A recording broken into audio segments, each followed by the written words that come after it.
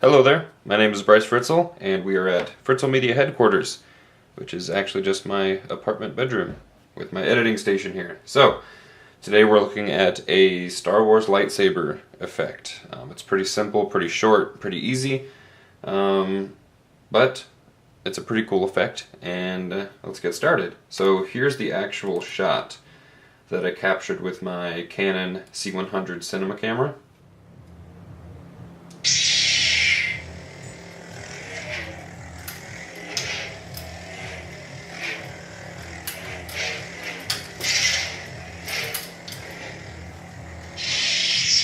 And yeah, so it's pretty short, pretty simple.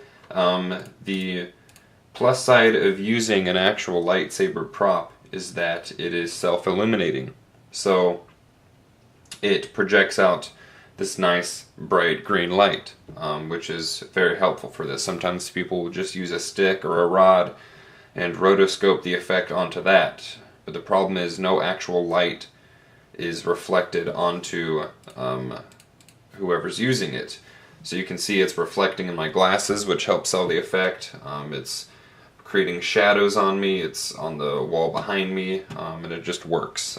Also, soft lighting is key. I have some Christmas lights off to left of camera illuminating it. If I had really direct, harsh light, it would create a shadow behind the prop. So that would break the effect, which is bad. So let's jump into one of the softwares I use called Sony Vegas Pro, and I used this for just basic timelining stuff and a little bit of color correction. So here you can see I've removed the prop blade itself, and here's like a before and after. Basically how I did that was I used earlier frames from, say here, where there's no lightsaber in the way of these blinds in the bookshelf, and I move those frames forward on top of frames like this, where the blade's starting to come into the scene. And what I do is I take a little segment of earlier frames and I move them on top of the later frames where the blade is there, and then I cut a little segment, overlay it on top, and sort of feather the edges. You feather the edges in case things are off by a couple pixels, maybe the camera shifted a little bit or whatever. That kind of helps smooth things out so you don't see these hard lines in the scene. And then yeah, so you just line up those edit points right here and here for all the way up to the hilt, the end of the hilt, and then that basically gets rid of your lightsaber. And then once you get to the part where you want your lightsaber to be, ignited, then you just sort of progressively move the edge up to however far the lightsaber is at that point. And you can see the effect starts to get a little iffy here. I didn't really take the time to fine tune it, it was just kind of a test. But this only happens over a period of like 5 frames, so it goes away pretty quickly. And then you can also do it at the end if you want to get rid of the lightsaber going down. So then what I did was I took this into After Effects and created a white layer above the lightsaber. And this is the most painstaking part. You have to do what's called rotoscoping for the entire scene. So basically I tell this with a cutting tool to only let white show through wherever this lightsaber is. So I have to manually place these points around the edges of the lightsaber here. And then I have to do this frame by frame throughout the entire clip. So after a few hours or a few days, depending on how much time you have to work on this stuff, you'll get every frame done. And then you get to the end, and then what you do is you duplicate this layer 3, 4, or 5 times, and you feather each of them a different amount. So for instance, the first layer, I only have it feathered 5 pixels, and that sort of creates that core white inside of the lightsaber. Next layer feathered at 20 pixels, then 100 pixels, then 200 pixels, then 500 pixels.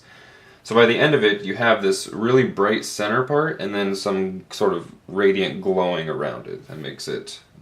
That's just the amounts that I used. You can obviously play around with your own. And then what I do is I replace the video with a black layer, and so you can kind of see what the lightsaber looks like at this point, and it's just a white rod glowing on top of this black background.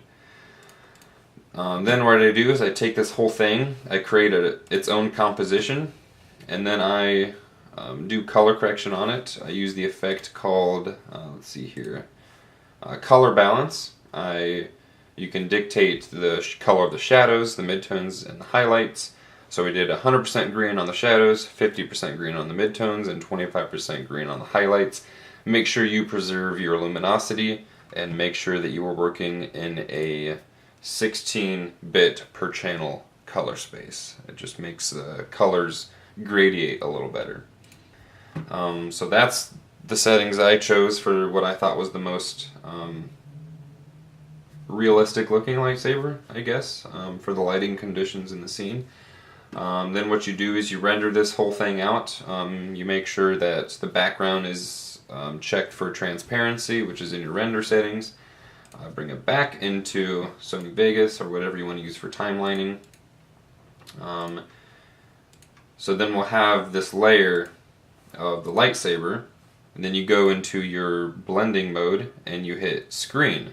Basically what that does is it allows only bright things to show through. So the white and all of the greens. Anything that's black disappears. And so what that does is it lets the lightsaber be placed into your scene so you can see it there. So you can see like a before and after. So before you could tell it was just a rod, and then after it sort of fills that in with a much more realistic looking lightsaber. And then also adds some sort of green glow onto my hands and wherever it might be. So at this point I rendered this whole thing out, brought it back in to add some color grading. I noticed beforehand in the raw footage the greens were a little bit too warm green instead of a nice cool green. So we did some basic color correction to fix that. Just did the color grading I liked, brought down the shadows, made them darker, added some contrast, a little bit of blues in the shadows to make it a little, I guess, cinematic looking. And then I chose to do it in widescreen just to make it have a little more action feel to it. Then I rendered that whole thing out, and you are left with the final video, which is this right here.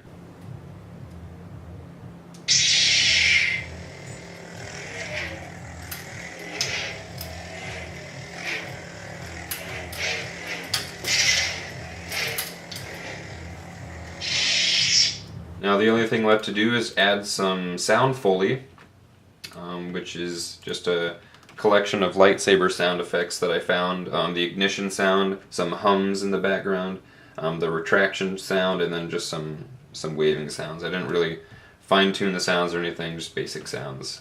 Then render that whole thing out, and you're done. So here's a before with the prop and the sound captured just from the sound effects of the prop.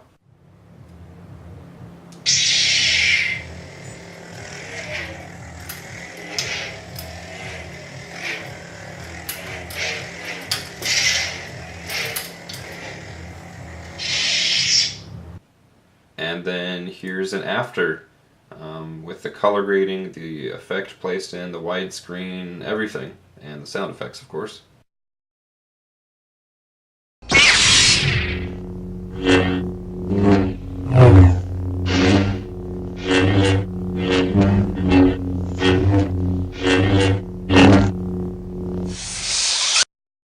So yeah, hope it was at least a little informative or helpful if you want to try it yourself. I know it was pretty fast. If you've ever used After Effects or anything like that before, hopefully you knew what terms I was throwing around. This isn't really a basics guide to video editing or anything, so if you didn't understand some of it, that's probably why. So yeah, if you want to get into anything like this, maybe you want to try it yourself, have any questions, contact me on Facebook, Fritzel Media, or my personal Facebook, Bryce Fritzel. or just leave a comment on this video, and I'll try to get back to you with an answer. Hopefully it's helpful. So yeah, thanks for watching.